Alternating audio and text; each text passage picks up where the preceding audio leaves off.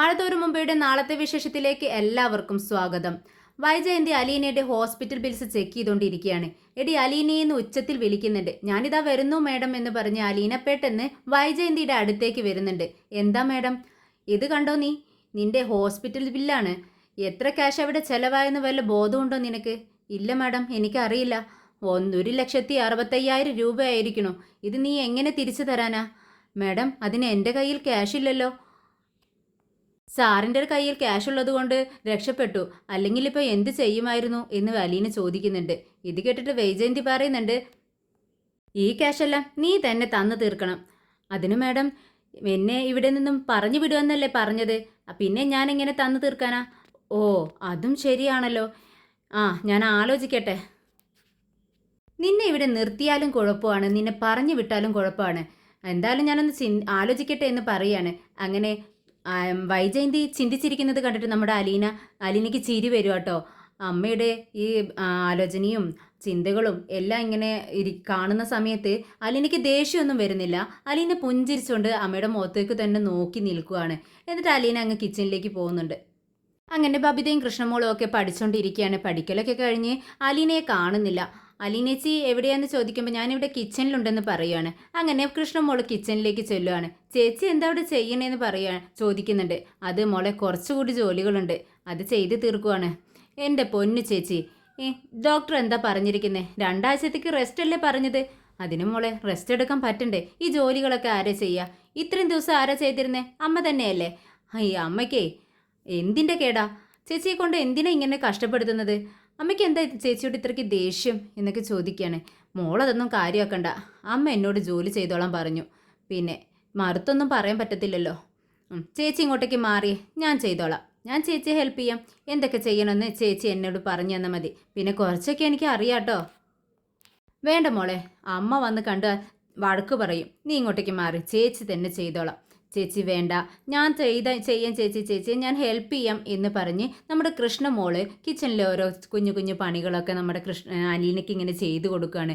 അലീനയുടെ ഒപ്പം നിന്ന് കൃഷ്ണമോൾ ഇതൊക്കെ ചെയ്യുമ്പോൾ അലീനയ്ക്ക് ഒരുപാട് സന്തോഷമാണ്. നമ്മുടെ കൃഷ്ണമോളും അലീനയും തമ്മിൽ നല്ല ബോണ്ടിങ് ആട്ടോ. അവർ നല്ല സ്നേഹത്തിലാണ്, നല്ല സന്തോഷവും. അവർക്ക് നമ്മൾ തമ്മിൽ നല്ല സ്നേഹമുണ്ട്. അങ്ങനെ രണ്ടുപേരും ഇങ്ങനെ അലീന കൃഷ്ണമോളുടെ കഴുത്തിലൂടെ ഇങ്ങനെ കൈയിട്ടൊക്കെ പിടിച്ചിരുന്ന് സംസാരിക്കുകയൊക്കെ ചെയ്യുകയാണ്. ഇങ്ങനെ ഇത് കണ്ടുകൊണ്ടാണ് നമ്മുടെ വൈജയന്തി കിച്ചണിലേക്ക് വരുന്നത്. കൃഷ്ണേ, നീ എന്താ അവിടെ ചെയ്യുന്നതെന്ന് ചോദിക്കുകയാണ്. അത് അമ്മേ, ഞാൻ അലീന ചേച്ചിയെ സഹായിക്കുകയായിരുന്നു. അലീനയെ സഹായിക്കുന്നോ? നീയോ? നിനക്ക് പഠിക്കാനൊന്നുമില്ലേ? എന്താ അമ്മേ ഇത്? അമ്മയെ സഹായിക്കുന്നില്ല, ഞാനെങ്കിലും സഹായിക്കട്ടെ. അലീനേച്ചിക്ക് 2 ആഴ്ചത്തേക്ക് റെസ്റ്റ് പറഞ്ഞതല്ലേ ഡോക്ടർ? അമ്മയ്ക്കത് അറിയത്തില്ലേ? റെസ്റ്റ്, അവൾ ആവശ്യത്തിന് റെസ്റ്റ് എടുക്കുന്നുണ്ടല്ലോ. ഓ പിന്നെ, റെസ്റ്റ് എടുക്കുന്നതല്ലേ കാണുന്നത്? കിച്ചണിൽ വന്നിട്ട് ഇരുന്നിട്ടാണല്ലോ റെസ്റ്റ് എടുക്കുന്നതെന്ന് കൃഷ്ണമോള് പറയുക. ദേ, നീ എന്നെ പഠിപ്പിക്കാൻ വരല്ലേ കൃഷ്ണേ, നീ ചെന്നിരുന്ന് പഠിക്കാൻ നോക്ക്. അവൾ നോക്കിക്കോളൂ ഇവിടുത്തെ ജോലികളെല്ലാം എന്ന് പറയാണ് ദേഷ്യത്തോടെ വൈജയന്തി. അമ്മ പൊക്കോ, ഞാൻ വന്നോളാം എന്ന് പറയുന്നുണ്ട്. എല്ലാവരും ഞാൻ പറയുന്നത് അനുസരിക്കണ്ട. എല്ലാവരും അവളുടെ ഭാഗം പറഞ്ഞ് അവളുടെ ഭാഗത്ത് നിന്നോളണം. എൻ്റെ ഭാഗത്ത് നിൽക്കാൻ ആരും ഇല്ലല്ലോ. എന്താണെന്ന് വെച്ചാൽ ചെയ്യ് എന്ന് പറഞ്ഞ് ദേഷ്യത്തോടെ വൈജയന്തി അവിടെ കിച്ചണിൽ നിന്നും പോകുന്നുണ്ട്. അപ്പോൾ അലീന പറയുന്നുണ്ട്, മോളെ നീ അങ്ങോട്ടേക്ക് ചെല്ലേ, അമ്മയെ ദേഷ്യം പിടിപ്പിക്കണ്ട, ഇതെല്ലാം ഞാൻ ചെയ്തോളാം എന്ന് പറയുകയാണ്. അങ്ങനെ കൃഷ്ണമോള് കിച്ചണിൽ നിന്നും ഇറങ്ങി വരുന്നുണ്ട്. അങ്ങനെ നമ്മുടെ അലീന ഉറങ്ങാൻ നേരം നമ്മുടെ റൂമിലേക്ക് പോവുക കേട്ടോ, അമ്മയുടെ റൂമിലേക്ക് പോവുകയാണ്. അപ്പോൾ അമ്മ ഇങ്ങനെ എന്തോ ആലോചിച്ച്, മുത്തശ്ശി ഇങ്ങനെ എന്തോ ആലോചിച്ച് കിടക്കുവാണ്. എന്താ മുത്തശ്ശി ഇത്രയ്ക്ക് ആലോചന എന്ന് ചോദിക്കുന്നുണ്ട് അലീന. ഒന്നുമില്ല. ഒന്നുമില്ലാതില്ലല്ലോ, ആ മുത്തശ്ശിയുടെ മുഖം കണ്ടാൽ അറിയാലോ എന്തോ ചിന്തിച്ചിരിക്കുകയാണ്. എന്താ എന്നോട് പറയാൻ പറ്റാത്ത വല്ല കാര്യമാണോ മുത്തശ്ശി എന്ന് ചോദിക്കുകയാണ്. അല്ല മോളെ, എനിക്കൊരു സംശയം. എന്താ മുത്തശ്ശി, ചോദിച്ചോ. അല്ല, നീ അന്ന് വൈജയുടെ അടുത്ത് ആഗ്രയിൽ വെച്ചുണ്ടായ സംഭവത്തെക്കുറിച്ച് ചിലതൊക്കെ നിനക്കറിയാമെന്ന് അവളോട് പറഞ്ഞിട്ടുണ്ടായിരുന്നോ? ഞാനങ്ങനെ പറഞ്ഞു. അപ്പോൾ നിനക്ക് അവിടുത്തെ എന്ത് സംഭവം മോളെ അറിയാവുന്നത്? പറ. അത് പിന്നെ നമ്മുടെ മാഡത്തിന് അവിടെ വെച്ചിട്ട് ജോലിക്കിടയിലെ ജോലിക്കൊക്കെ പോകുന്നതും പഠിക്കുന്നതൊക്കെ അവിടെ വെച്ചായിരുന്നില്ലേ? അവിടെ വെച്ച് ആരോടെങ്കിലും പ്രേമമുണ്ടായിരുന്നോ എന്ന് അറിയാൻ വേണ്ടി ഞാൻ പറഞ്ഞതല്ലേ.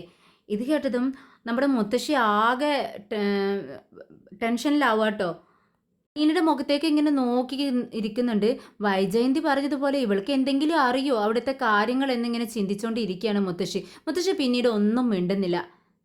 പിന്നീട് അലീന പറയുന്നുണ്ട്, മുത്തശ്ശി മുത്തശ്ശി എൻ്റെ മനസ്സിലുള്ളത് എൻ്റെ മനസ്സിലും മുത്തശ്ശിയുടെ മനസ്സിലുള്ളത് മുത്തശ്ശിയുടെ മനസ്സിലും തൽക്കാലം ഇരിക്കട്ടെ, നമുക്ക് പിന്നീട് സംസാരിക്കാം കേട്ടോ എന്ന് പറഞ്ഞ് അലീന പെട്ടെന്ന് തന്നെ ഉറങ്ങാനായിട്ട് കിടക്കുവാണ്. പിന്നീട് ബാലചന്ദ്രൻ മുത്തശ്ശിയുടെ അടുത്തേക്ക് വരുന്നുണ്ട്.